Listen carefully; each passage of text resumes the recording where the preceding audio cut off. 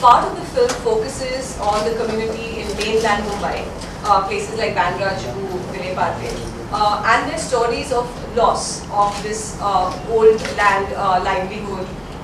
As well as the second part of the film focuses on the community in Dharavi Island, which is Gorai Malori region, 80% of which are East Indians.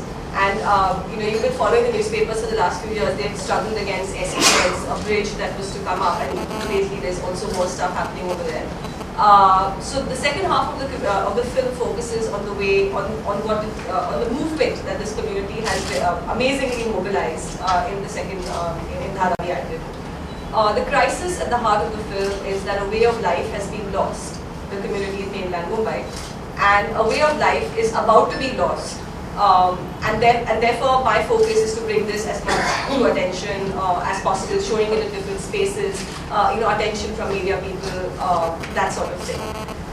In terms of why I made this film, as somebody who's been a Bombayite most of my life, the disappearances of spaces and disappearances of communities like the East Indian community from spaces that have been traditionally associated with them, they're a very intrinsic part of the history of Mumbai.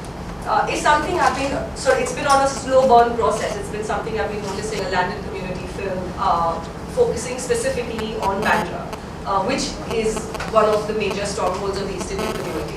2009 was also an important time for the community because the Gauthan issues, the land mafia taking, scaring people into giving up their buildings, were being talked about in the newspapers, as well as the Dharavi Island movement was being talked about in the newspapers as well.